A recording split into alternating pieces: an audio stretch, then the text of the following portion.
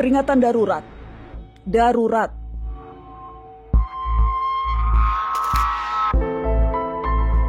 Kalau kalian melihat poster berwarna biru dengan tulisan peringatan darurat, ini memang darurat.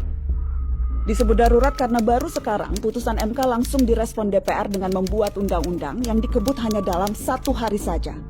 Sekali lagi, 1 hari. Hari Selasa, Mahkamah Konstitusi memutuskan mengubah syarat ambang batas pencalonan kepala daerah. Partai atau gabungan partai politik tak lagi harus mengumpulkan minimal 20% kursi di DPRD atau 25% suara sah untuk mencalonkan kepala daerah dan wakil kepala daerah.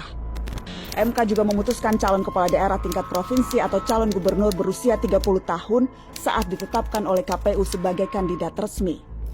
Putusan MK ini cukup progresif karena agak menjauh dari budaya kekuasaan kita yang hobi menyodorkan kandidat yang sangat sedikit hasil hompimpah para elit. Setidaknya memungkinkan lebih banyak orang dan lebih banyak partai untuk maju dalam pilkada. Tapi semuanya batal, bubar.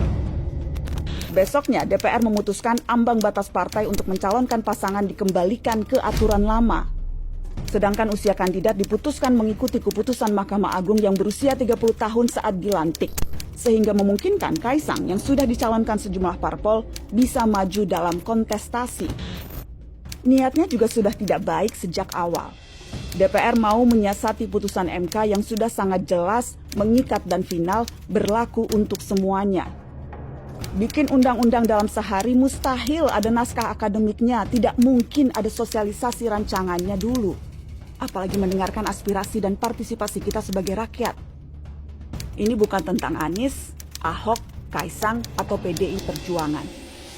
Mula-mula ini tentang bagaimana proses bernegara dilaksanakan dengan potong kompas sehingga melecehkan nalar wajar kita sebagai warga negara. Teman-teman, peringatan darurat ini perlu kita sebarkan. Pertama, karena kita marah dan berhak untuk itu.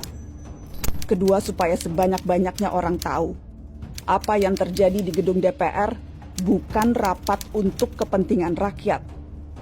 Presiden dan DPR harus menghentikan segala upayanya menentang putusan Mahkamah Konstitusi. Jika DPR dan pemerintah mau merevisi tanpa berpatokan kepada putusan MK, ini rentan dianggap pembangkangan konstitusi. Dan saya cemas, pembangkangan konstitusi ini bisa berujung dengan pembangkangan sipil.